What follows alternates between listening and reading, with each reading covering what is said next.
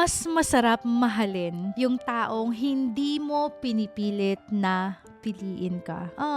What a wonderful feeling to be loved just because of who you are. Yung hindi mo kinakailangang mag-effort para piliin ka. Kaya alam mo, maganda talaga in the beginning pa lang ng relationship, doon sa stage pa lang na nagliligawan kayo, or doon pa lang sa stage na magkaibigan pa lang kayo, magkakilala pa lang kayo, ibigay mo na kung sino ka talaga. Diba? I-show mo na kung sino ka talaga. Huwag ka nang mag-please ng mga tao. Kasi ang hirap i-sustain nun. Alam mo yung isang taong piniplease mo pa ulit-ulit para lang mahalin ka, sobrang nakakapagod yun at nakaka-pressure yun. Parang you're putting a lot of baggage and pressure sa sarili mo na ang bigat-bigat. Ganun yung feeling kapag pinipilit mo yung isang taong mahalin ka. Minsan nga hindi natin ina-admit na pinipilit na lang natin yung isang tao na mahalin tayo, pero alam mo yun sa sarili mo. Kasi napipressure ka na parang dapat i-please mo siya lagi. Dapat lagi kang nakaayos, dapat lagi kang mabait, dapat laging maaga kang umuwi, dapat lagi kang perfect, 'di ba? Pinaghahanda mo siya lagi ng pagkain, dapat wala kang pagkakamali, but you are just a human. Paano pag nagkamali ka? Paano pag nagkulang ka? Paano pag hindi mo na siya piniplease, iiwan ka ba niya? 'Di ba ang daming ganun? Nung okay ka, nung meron ka, nung maganda ka pa, nung sexy ka pa, nandiyan sa'yo, mahal na mahal ka. Pero ngayon, wala na sila. Why? Because nag-iba na yung physique mo, nag-iba na yung lifestyle ninyo, dahil lumabas na yung mga hindi magagandang factors ng pag-uugali mo. Hindi ganun ang tunay na pagmamahal. Ang tunay na pagmamahal nananatili sa iyo kahit hindi mo i-please yung tao. Tanggap ka kasi